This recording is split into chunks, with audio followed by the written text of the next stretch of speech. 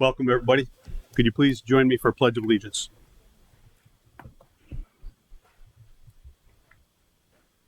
I pledge allegiance to the flag of the United States of America and to the republic for which it stands, one nation, under God, indivisible, with liberty and justice for all.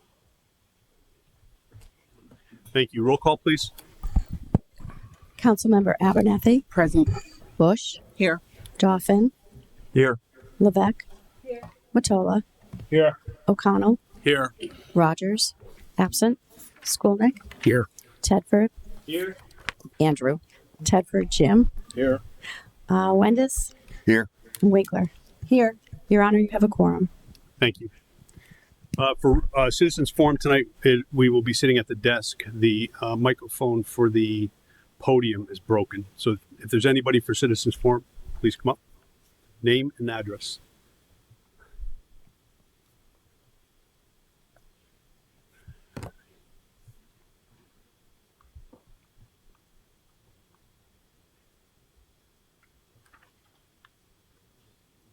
Push the button. Can you hear me now? Gotcha. I can hear me. All right. First off, good evening, everyone. Thank you. And I wanted to first off say to the mayor, thank you very much for your letter. The last time I came, you sent me a letter. Hold on. I need your name and address first. Oh, I'm so sorry. My name is Bernard Sykes, and my address is 45 Donnell Road. Oh, thank you. Sorry about Go ahead. that. I'm sorry. No, I just wanted to say thank you from the bottom of my heart. That was a very nice letter that your office and you sent me. And I very much appreciate that. So I wanted to first say that. The other reason why I came up here was to talk to you guys about teamwork and the importance of teamwork still. We have a long road. We've had a long road ahead of us, and we have to do things together, work together. And I just want to reiterate that. And I wanted to talk about the teen center because I feel like our teens are really not having anything to do. And I know a lot of things shut down during COVID and not picked back up. And I have a lot of teens that live in my neighborhood, and they are really stressing how there's not much to do in this town. And I believe that when that happens, chaos happens, because I believe that too much time is the devil can create the devil's play yard. I know I screwed that up, but I think you guys get my gist of what I'm saying. And so I really would like us to work together, and I would like to take any type of initiative. I was thinking about getting a petition together and going around to different supermarkets like Stop and Shop or something and volunteer my time to get some signatures going so that we can all work on this together. And I'd love to lead the way in whatever way I can because I do love this town. I've been here for 10 years and I don't see myself going anywhere right now. And pretty much that's what I really wanted to say. So if we can all work together still and have a common fight and a common goal, we'll go a long way. Okay, so thank you. Thank you.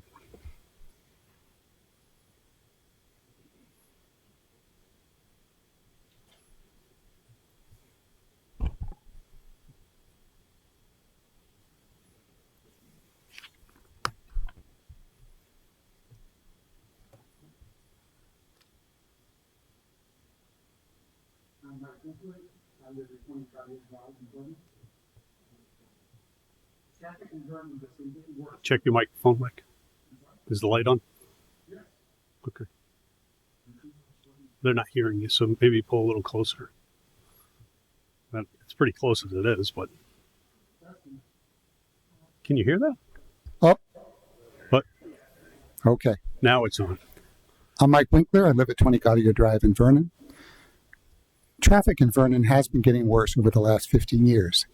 I first noticed this on Route 30 after Santini Homes Inc.'s luxury condos first opened, all of them. Now when I travel east on Route 30 in the late afternoon, I get stuck in the long line of traffic where West Street, Bolton Road, and Tunnel Road intersect with Route 30. I have personally witnessed traffic backed up from Bolton Road to the far end of Cold Springs Drive. That's a half-mile traffic jam in our small town. On 83, traveling west, the traffic at the lights near Vernon Circle often backs up past the curb cuts for businesses. Drivers are stuck with someone in front of them and behind them and can't even let people in. Towns are required to make sure developments don't exceed the reasonable and safe capacity of existing roads. That's why developers bring traffic experts and their reports to the planning and zoning meetings. But the only traffic expert that testifies at planning and zoning is the developers. And developers can find an expert who is willing to say anything they want them to say.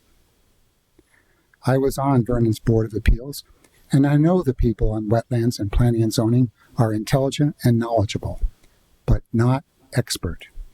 When a traffic engineer tells them no problem, they feel they have to believe it. If they turn down a development because they don't feel right about it, they know they'll lose in court because the record will show the only expert said no problem. And court cases cost more money, so nearly everything gets approved. The town approved a Lowe's at exit 67. The state will never kill a development, but DOT knew the roads couldn't handle Lowe's and required the developer to put in an extra lane of traffic, which was too expensive for the developer who killed the project. But the town had approved it, and the town is now putting sewers at exit 67 to increase development there. Other towns receive a proposal to build 12 or 24 apartments on a busy road, and the resistance is fierce. Route 83 has been a busy and dangerous road for a long time, but in 2022, a town-approved project, Trail Run, with 312 units and several businesses opened on Route 83. The town has approved the Hyde Street project, which will build apartments from behind Lafayette Square all the way to exit 67, with 174 units. Significant wetlands will be adversely impacted. Traffic from the apartments will empty onto a very busy Reservoir Road next to McDonald's. The solution for all this is simple. The town should budget for and hire its own experts to review only significant development proposals. That will give the members of the boards and commissions the backup they need to turn down a problematic proposal. But politicians like to build. If you keep building, you can use the new tax revenue to cover inflation, keep the mill rate steadier, and improve your chances of being reelected. Republicans have completely controlled Vernon's town government for 17 years and have used this strategy, but it's reached the point of being counterproductive. And traffic will only get worse as the foolish return to the office mandate is gathering steam. Please budget for and give the members of our boards and commissions the ability to hire the experts they need to match the developers' experts so that they can turn down significant problematic proposals. Thank you. Is there anybody else? No. The one point I do want to make is from that what you just said is that Route 30, Route 31, Route 83 are all state roads, and they have to go through the State Traffic Commission in order to get permission for those. Well, I'm talking about planning and zoning now, not traffic commission. All right, they still have to go through those. All right, is there nobody else? I'm going to close citizens forum. All right. Where must she go? Here we go. All right, we have no executive sessions tonight. Let's go into a couple notes. There's been some questions about the removal of the large tree in Central Park out front. When we developed the park out front, the height on trees was limited, and the large tree that was there obviously surpassed that incredibly. But what's going on is the roots of the tree are right next to our power supply for the whole park, right next to water and our sidewalk. But there was an even a bigger problem. If you looked out my window at any time once the weather warms up, you're going to see 50,000 and more bees. The tree, for some reason, the sap the bees liked. We're watching the bees, and the bees are coming back to our building, and it looks like they're coming into openings and hopefully not building nests. But when we do resealing, we're going to have to look for that. So there were multiple problems we were seeing. So that tree was taken down, and under the tree grant we got, we are going to plant a new tree in the park out front, and that one's going to be the height that we see, and hopefully it's not going to attract so many bees, and we're going to keep it away from our electrical wires.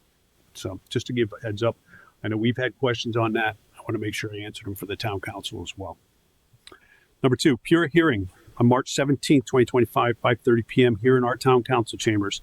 Eversource will be present for Pura to hear comments on the increase in natural gas.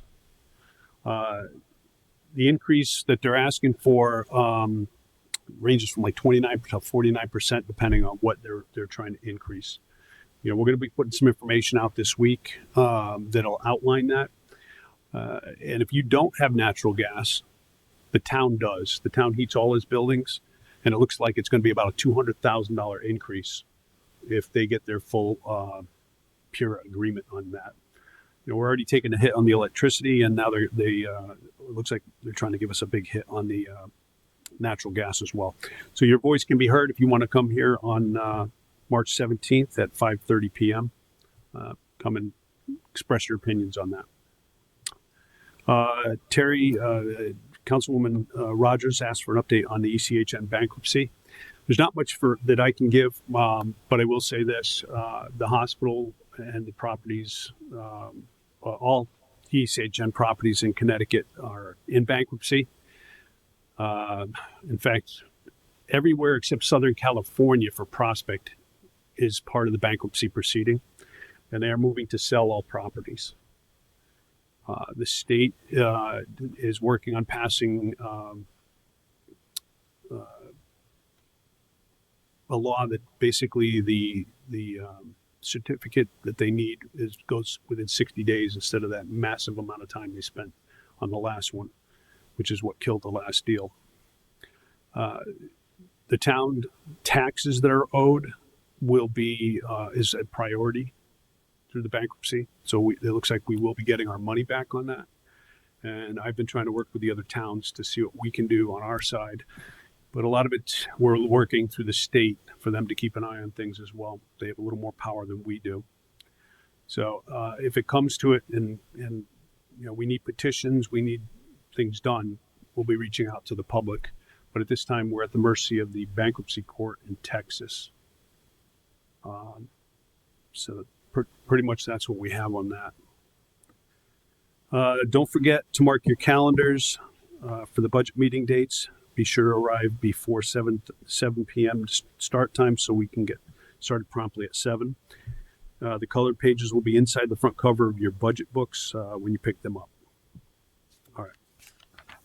That's all I have for you.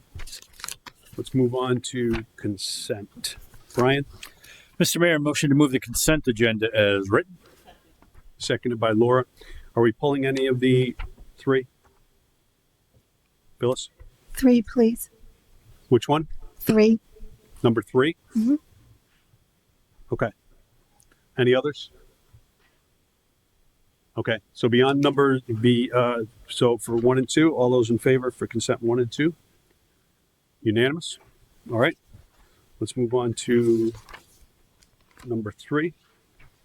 Mr. Mayor, pursuant to Chapter 8, Section 5 of the Vernon Town Charter, the Town Council hereby approves Mayor Daniel A. Champagne's appointment of David Hoey, R. 55 Grove Street, Vernon, Connecticut, as a tenant commissioner for the Vernon Housing Authority Board. Said term to begin March 5th, 2025, expires on February 28th, 2030. Seconded by Marianne. Phyllis? It's really a point of order. I was. Mike? Yeah. Microphone.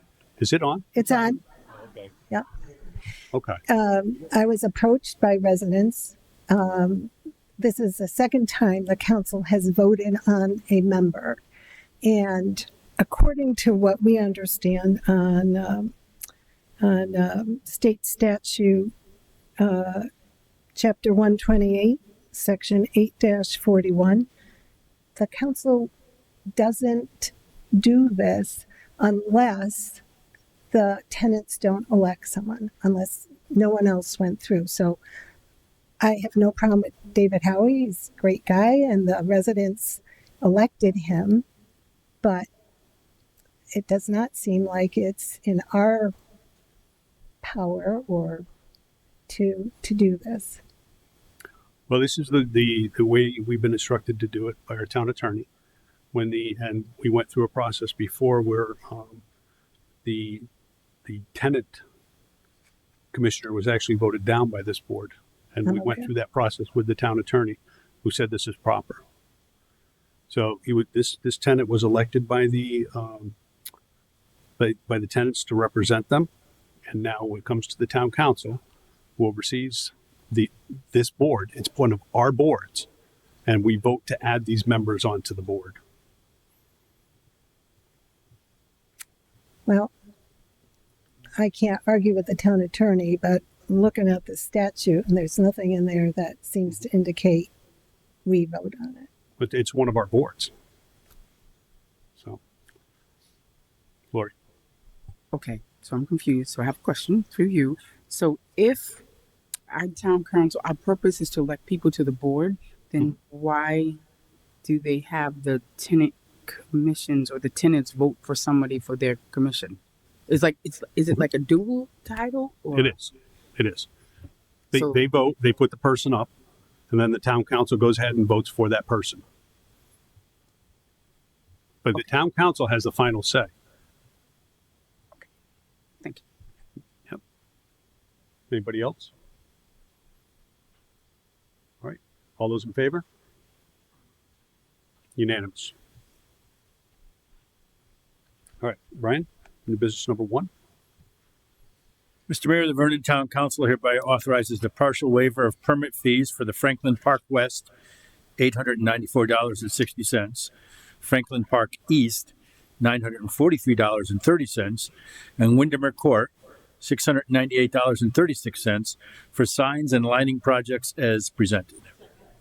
Seconded by Laura. All right, so what this is they asked for a waiver of the permit fees, and the council in the past has voted that we won't waive all fees because some of this money has to be paid to the state, and then we actually have somebody that goes out and does the inspection.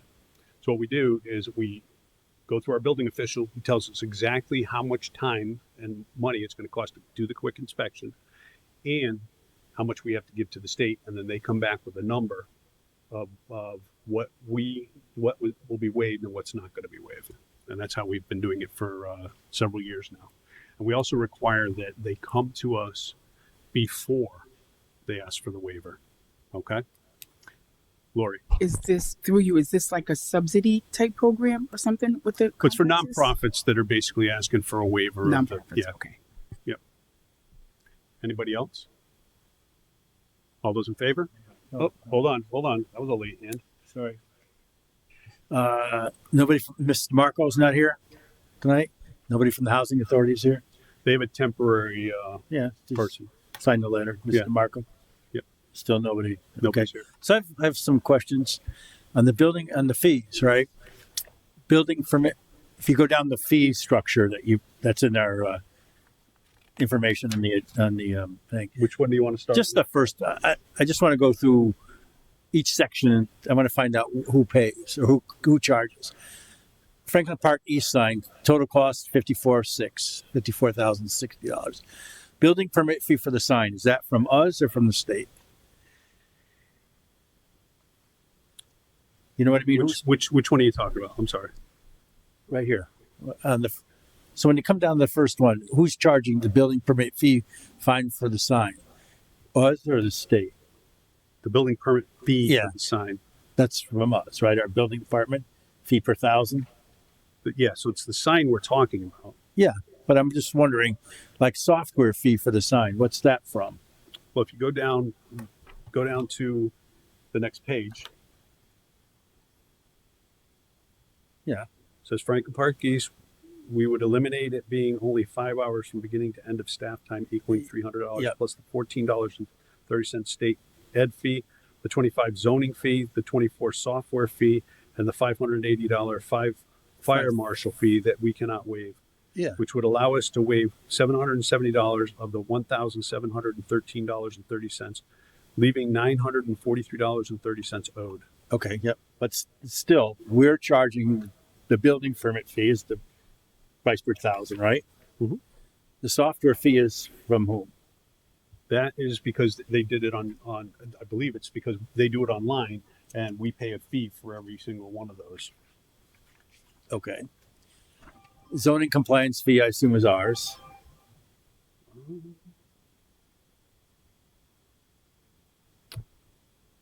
I don't know which one's the state ones and which one's Well, it says the state ed fee, so I assume not. that's, That's the state one, yeah. But what is that for? What's state ed? Education fee. So we pay them and then they take the education money and they provide classes for our people. Oh, okay.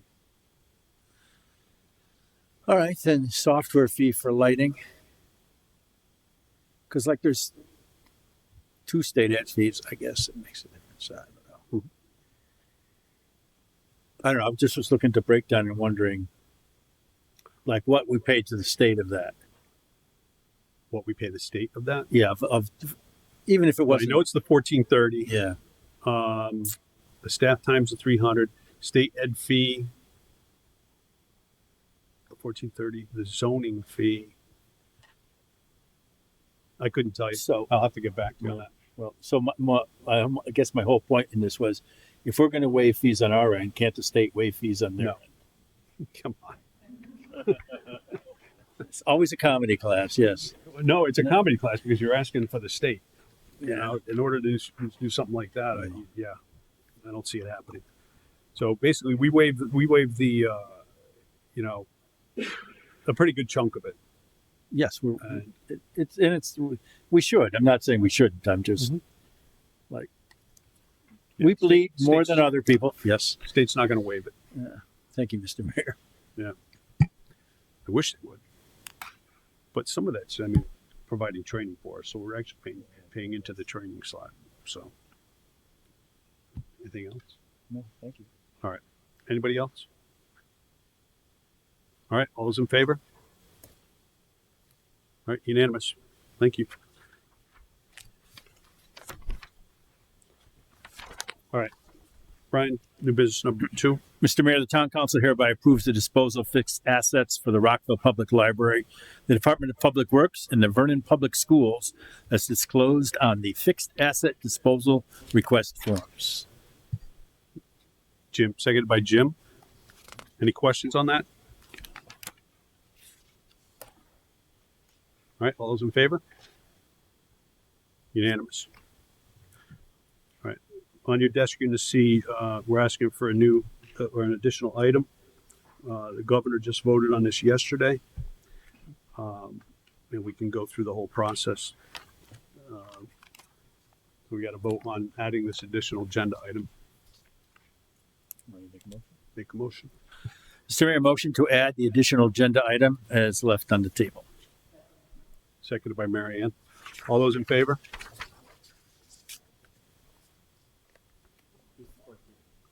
Oh, are we at, I don't think we're at the question. Oh, I guess we can. Yeah, I'm sorry. Go ahead. Thank you. I rushed into that too quick. I think. That's okay. I just was curious what impact this would have on the average taxpayer. I know the town took a hit on the old, but I think that's going to be part of the whole bigger discussion. Only voting to add it. Right. We're only voting to add it. So we can still vote yes or no. oh, at the I'm end. sorry. My Okay. fault. But yeah, it's part of the big, I want to go through the numbers on that.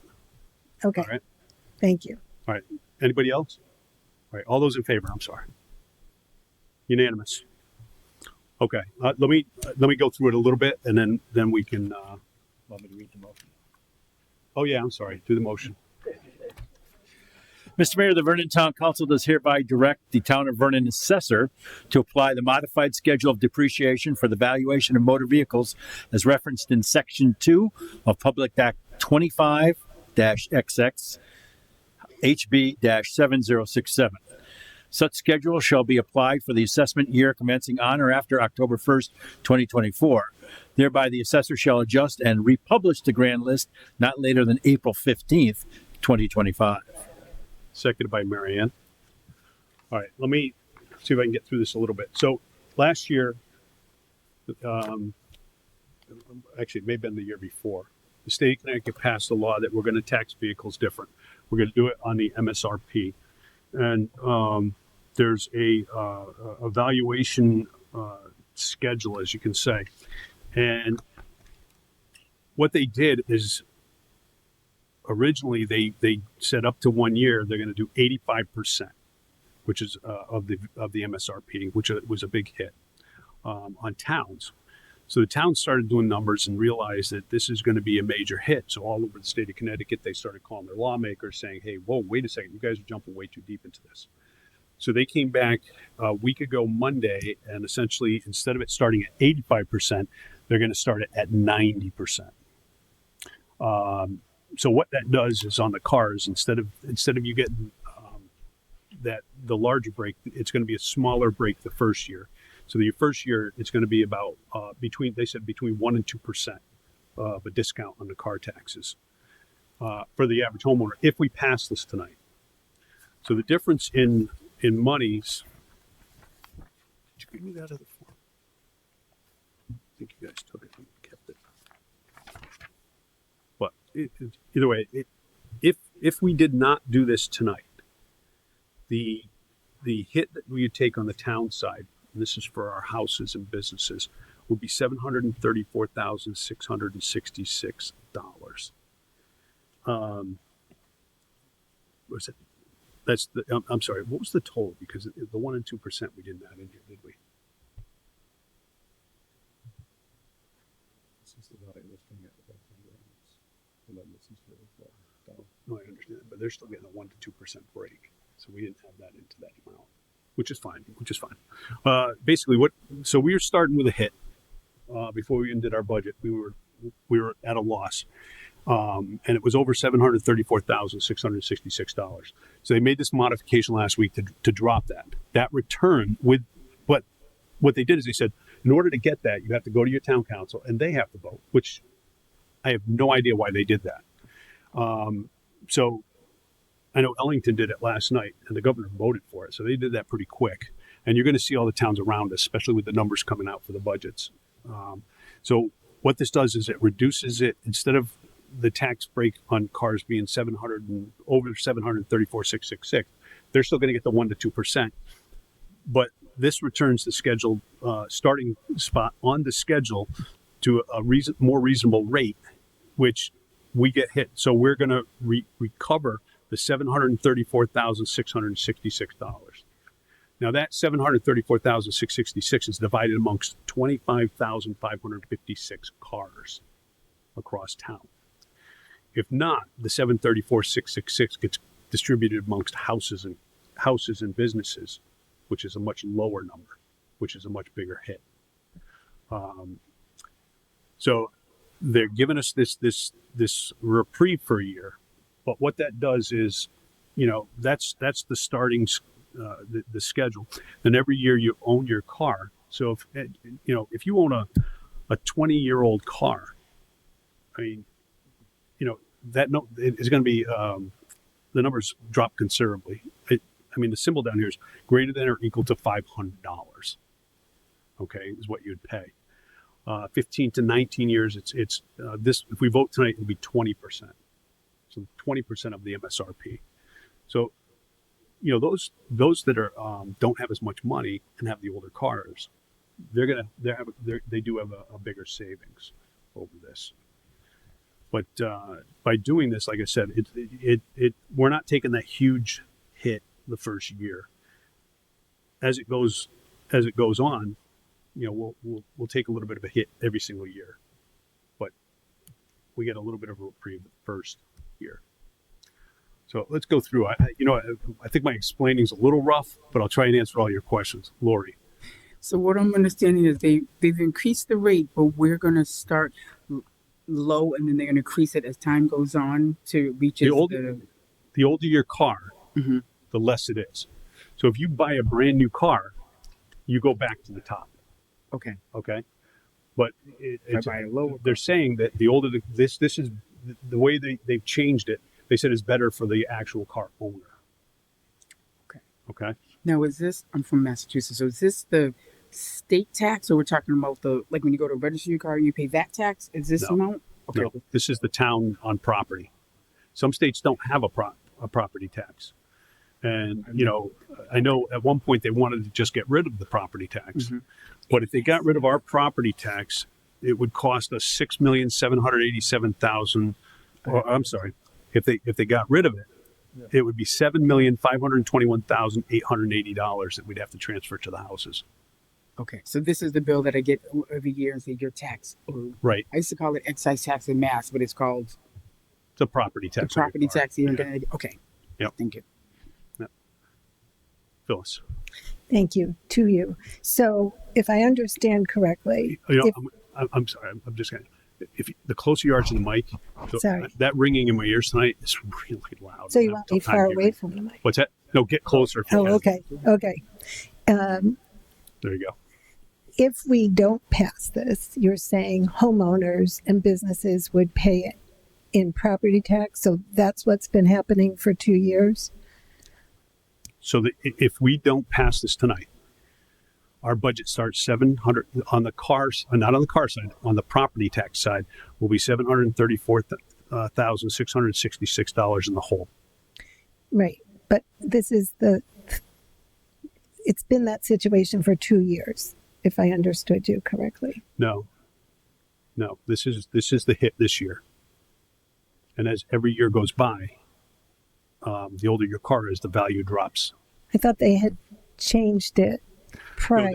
They changed it once before, where they set a minimum mill rate. Right. So that was the first hit we took. So we were at that. The time they did that, we were at we had a much higher mill rate, and so we took a big hit that year. But now, now they're doing it off of MSRP, which is a different way of taxing the cars. So which way was it last year?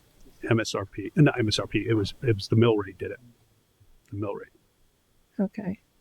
I'm just thinking of our lower income and elderly people who, They're going to be better on this if they have an older car. I always say this, and you're still on. You still have the microphone, but I always say this: the worst tax in Connecticut is on your house, because when does that go down? Your car gets older, it goes down. Your house gets older, it doesn't go down. So by transferring even $734,000 over, that never goes down, and because that value always stays unless there's a crash, then it may go down, but it switches between businesses and houses at that point. I'm sorry, keep going. no, so last year we did the MSR. No, we didn't do it this way. It was the mill rate, and Mill there was a rate. set mill rate at And 32 point something. So we took a hit on the car taxes last year, but Years ago. It was like 3 or 4 years. now. okay. And all of that got transferred to the mill rate. It did. Okay. Thank you. You're welcome. Marion. Hi. As a retired assessor and a tax collector, I wish they would leave the car tax alone. I could, when somebody came in, I could explain it to them. An NADA value on a car was market value, and you took 70% of that, and you taxed it with the mill rate that ran the town.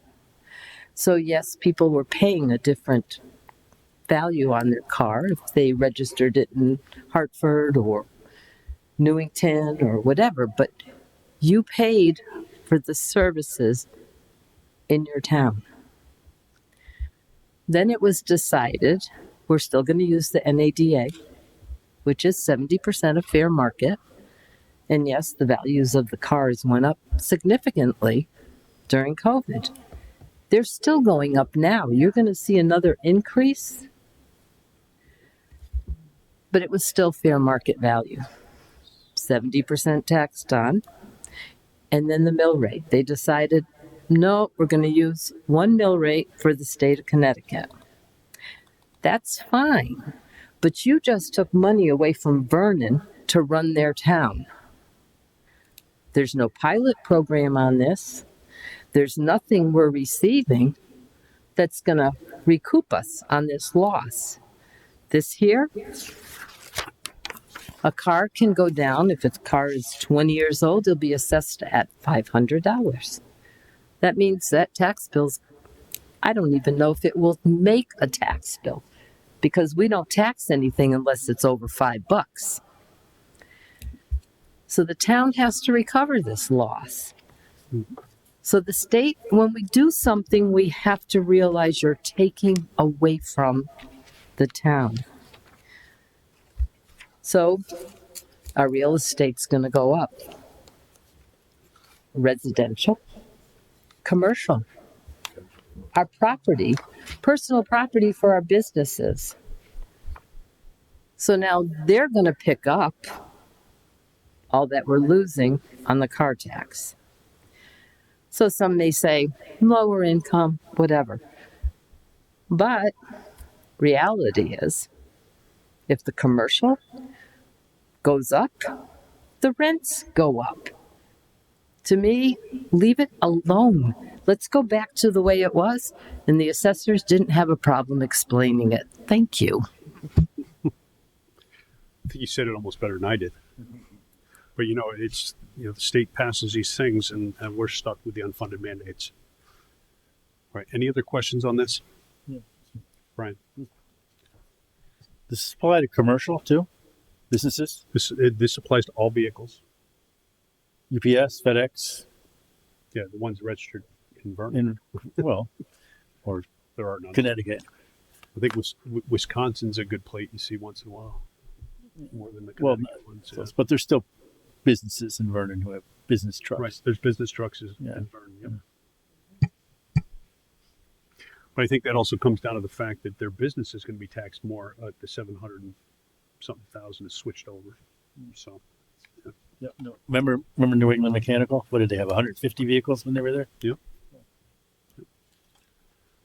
Anybody else? What's that? Yeah, go ahead.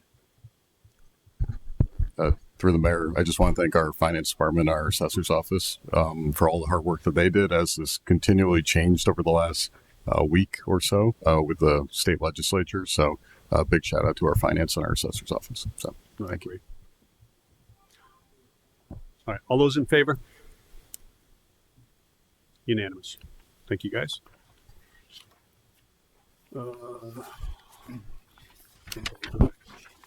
Minutes. Mr. Mayor, the town council waives the reading of the minutes of the regular town council meeting of February 18th, 2025, and that minutes of said meeting be approved. Second by Laura. Are there any corrections, deletions on any of this? No. All right, all those in favor? Unanimous. Brian? Motion to adjourn? Seconded by Mary Ann. Boy, somebody's in a hurry. All those in favor? Unanimous. All right. Thank you, guys.